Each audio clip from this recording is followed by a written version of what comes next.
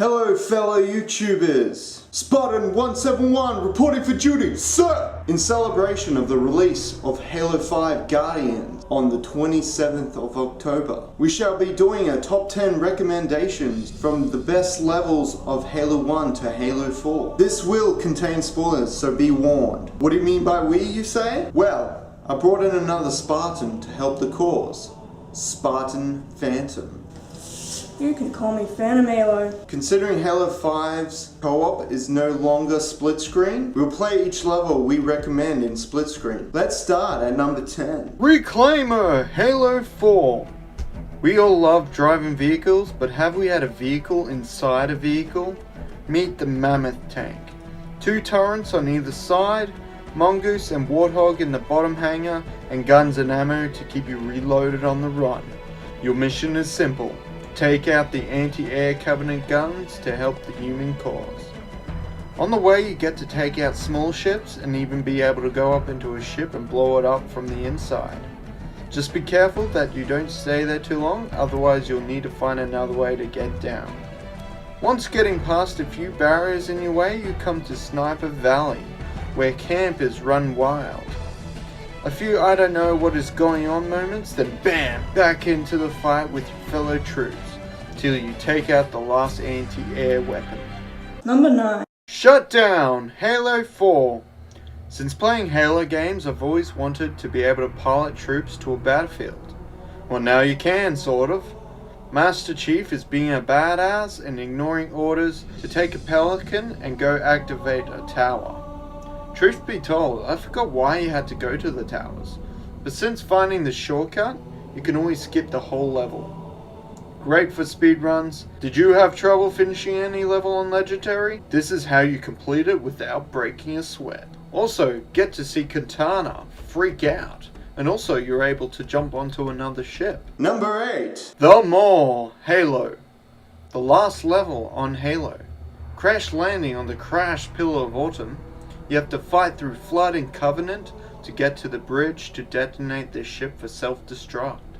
Guilty Spark turns up to ruin your fun and send his sentinels against you. You make your way to the armory to gather the weapons needed to manually start the countdown. Once you have successfully blown them up, you can grab a Warthog to escape. Countdown timer starts and you gotta find a way out of the pillar. The game tricks into you believing you were getting rescued. I waited way too long for my friend. Oh, the feels. Keep driving to make it to your destination.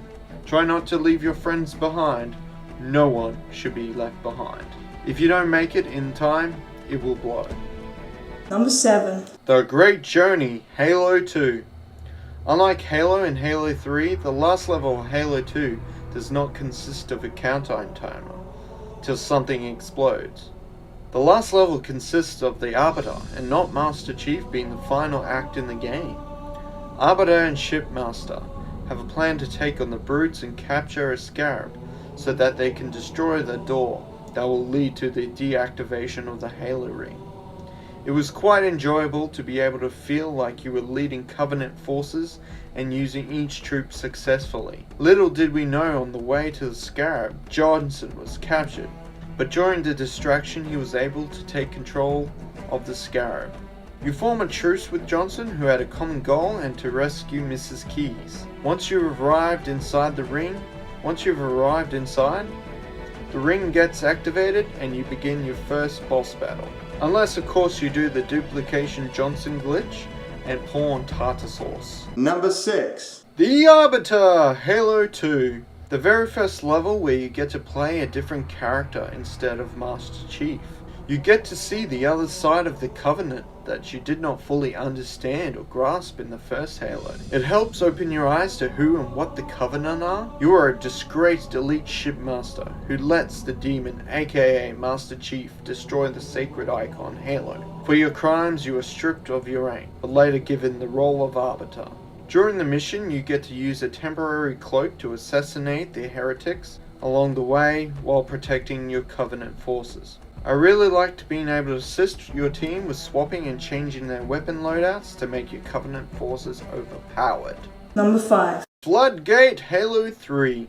This level literally throws Flood at you. For the very first time, Flood has entered Earth's atmosphere and means the planet is going to get infested. From the very start of this level, the feel of doom is upon you. The Flood spore particles are dancing around you as you rush through them. The first encounter of the Flood of this level gives you that nostalgia feeling of playing 343 Guilty Spark. The Flood look better than ever, with better animations as well as new models for the brutes. The infection animations are the best I've seen in a game, with any body lying around can get infected and turned into a Flood to kill. Tons of Flood to shotgun through. Did you want to burn them to a crisp? Well, there is a flamethrower. Thankfully, the elites come in and help cleanse the area from the Flood. Also, the introduction of a new Flood creature that can turn into 3 mode. I hate them. Just tell you much, I hate them. Also, the nice return of a video of Katana. Number 4. Assault on the Control Room, Halo. Being caught unaware of the different ecosystem beneath the earth of Halo was mind-boggling. The mission begins with Master Chief catching the Covenant unaware of his presence on his quest to find the control room. Being able to stealth kill the grunts that was sleeping was very satisfying, and clearing the whole room without alerting your presence made you feel like you could take down the whole Covenant fleet.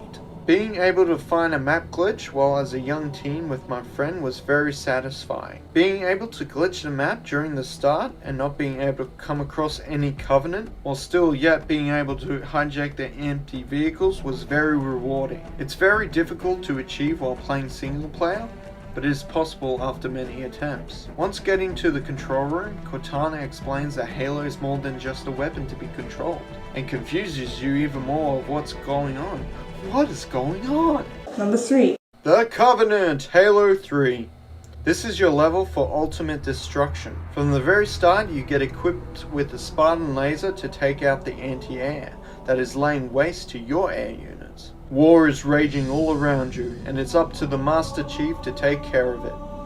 Your mission is to activate the towers. There's a pattern going on here. Using the vehicles that are given to you, it's up to you to destroy the enemy force that is defending the tower. As you get to the top of the tower, you need to take out the brute chieftains so you can activate the tower. Once you have activated the tower, you drive back to the beachhead, where you get access to your very first human air vehicle, the Hornet, which you launch to the sky to take out some wraiths, anti-air wraiths, drop ships, and banshees. Makes you think, why couldn't you have done this at the start, considering how easy it is to take out the anti-air wraiths.